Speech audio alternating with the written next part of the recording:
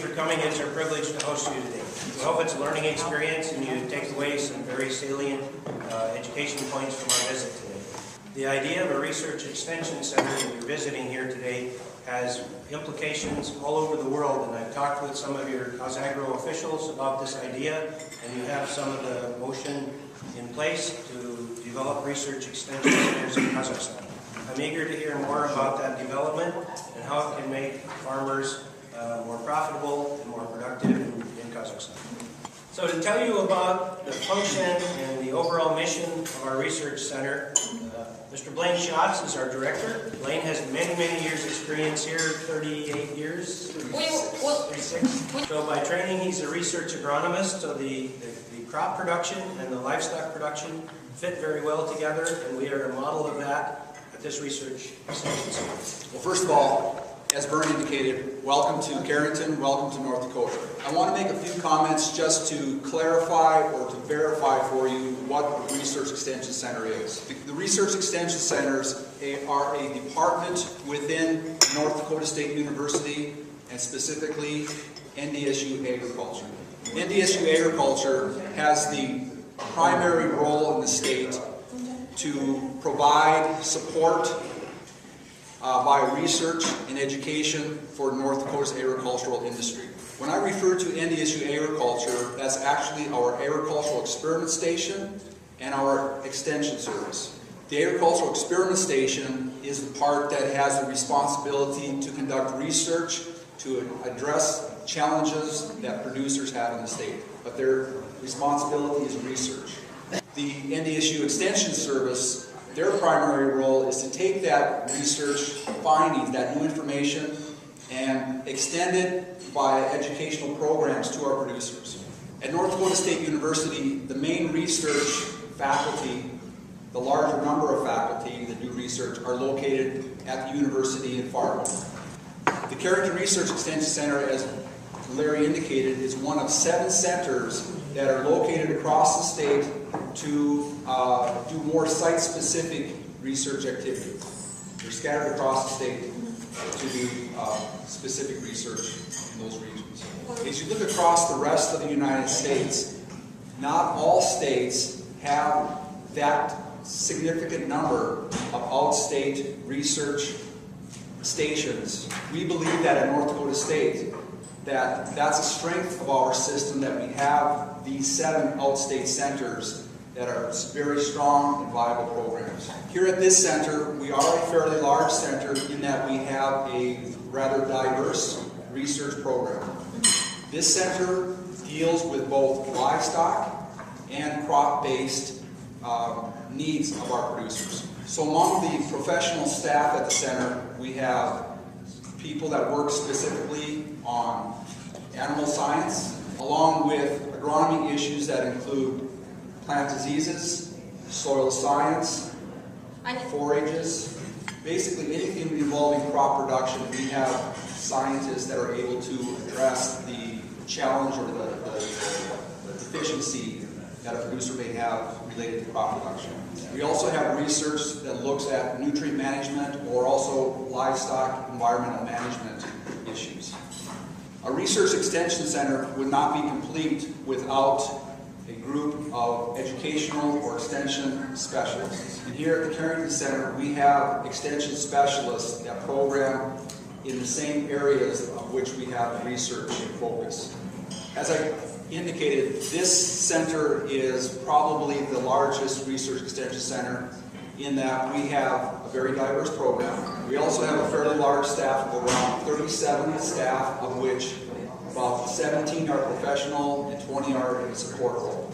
You may wonder, how does a department like this, how is it supported financially? We are a state agency, or we're involved with state government. The centers, including the Carrington Center, are typically supported with a portion of their funds that come from the state government and a portion that are generated by the staff of the center. Most centers, you will find that it is generally about 50% comes from the state, 50% comes from within the staff department. The resources that we are able to obtain come from grant opportunities that are many times are tied to our agricultural constituency. So the model that we have is really a partnership between public and private organizations or interests. I guess those are the comments I wanted to share with you to give you some background of the center. And I believe my other staff, the scientists, the project leaders, will provide more detail on the tour that will follow. Thank you again for coming to Carrington. So, you are planning to open the research center in Kazakhstan, right? We have been talking with the government about that idea. No hard plans, no timeline yet. Yeah, sure. But if you will open it, what city do you think it will be opened in? In what city that will be? Can't answer that. That's not our decision. Sure. Do farmers ask you for help? Do they request you to help them with nutrition and like help them to design like a diet or food?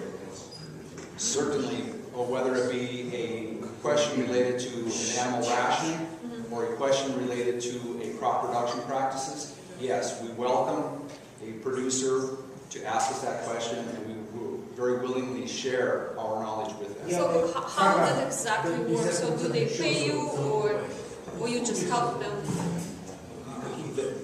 Providing that information to the producers is the basis of our existence. That's why we are really here. And there is they are not required to provide any payment. In fact, we do not look to or design our programs based on that. He's asking what is the source of self-support in this research center? The self-support is that grant dollars that we're able to secure from different funding agencies, along with our ability to produce crops and sell, or livestock and sell. So we actually have some limited, we have a seed stocks program. So we actually, on occasion, do sell seed, NDSUCREC, varieties. The center is actually a working farm or ranch. It's actually a working operation. How do you describe the ownership? Who's the owner of the research center? The citizens of North Dakota. A couple of thoughts before we mount the tour trailers to go out on the farm for a tour of the crops and the livestock. In the back tables, we have a couple of examples of how we distribute our information. We have samples of all the feeds that we have available to us that we were discussing during lunch. And on the other table, there's all kinds of literature. A couple of the papers are written in Russian for your use, and feel free to take whatever is there. Coupled with all that information, we have 250 meetings a year here, probably capped by our major summer field day where we had 400 farmers here this summer for all-day tours of all the activities on the farm. So we have some people here for a meeting this afternoon in this room right now. And they'll join us. She's going to talk with you, Lisa. Good. Okay, great.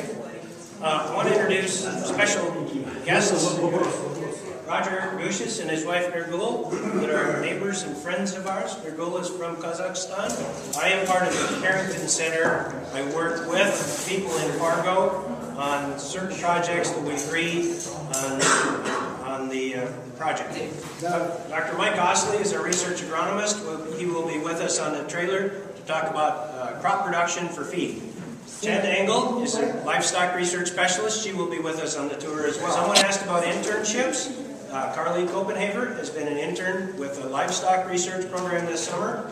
A young lady learning the beef industry to be a future beef producer.